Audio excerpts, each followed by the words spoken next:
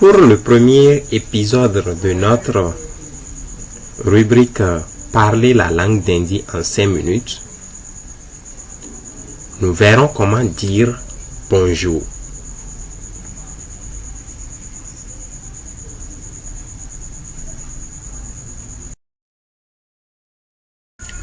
Pour dire bonjour en Dindi, on utilise l'expression for na suba.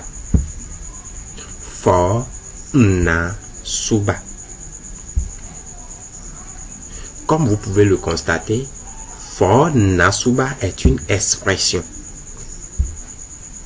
C'est l'expression juste pour dire bonjour en langue d'Indi. Alors, puisque nous souhaitons apprendre la langue d'Indi en 5 minutes, que pouvons-nous découvrir de chacun des mots de cette expression ou de ce groupe de mots qui signifie bonjour en Hindi? Lorsque nous prenons déjà le mot for, la première connotation ou le premier sens de for, c'est salut. Salut. Lorsque nous disons for à quelqu'un, à un ami bien sûr, ou à une personne qui nous est familière, lorsque nous disons for, nous disons simplement salut. Nous saluons la personne. Mais remarquez que c'est une expression qui ne s'utilise que avec des gens de notre entourage. De façon professionnelle, nous ne pouvons pas saluer quelqu'un plus âgé en disant simplement for. Il faut dire tout simplement for na suba. Nous avons l'exemple de for a basi. For a basi. Salut mon ami. Une autre connotation du mot for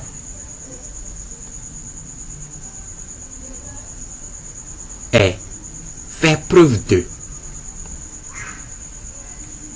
Dans certains contextes, dans un autre contexte, lorsque nous utilisons le mot for, cela se traduit par faire preuve de douceur, faire preuve d'indulgence, de bienveillance, de bonté, de courage, de compréhension, etc.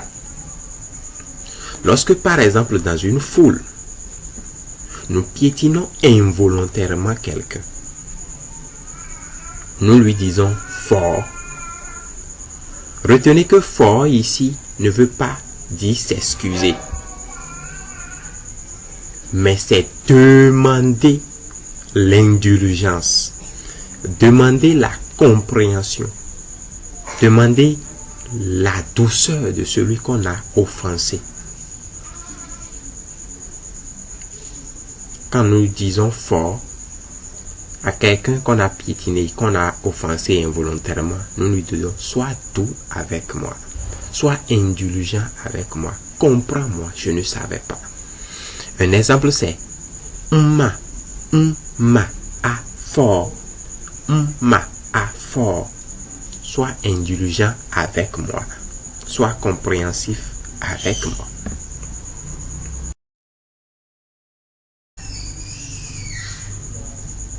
Quant au mot na, cela veut dire avec ou et. Avec ou et. Par exemple, nous avons feji na hanchine. Feji na hanchine. Mouton et cabri.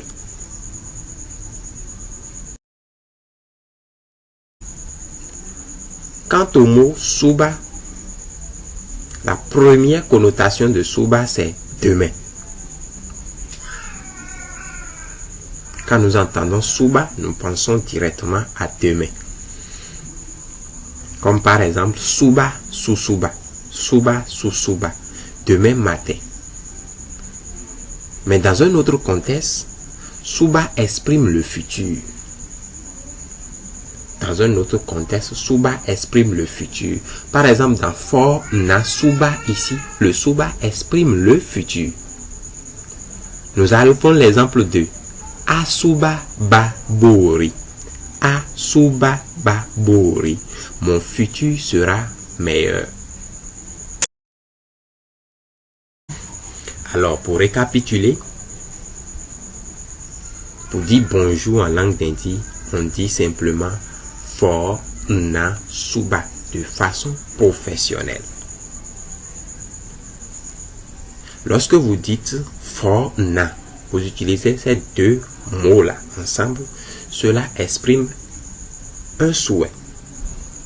Comme dans l'expression for na be, bon travail.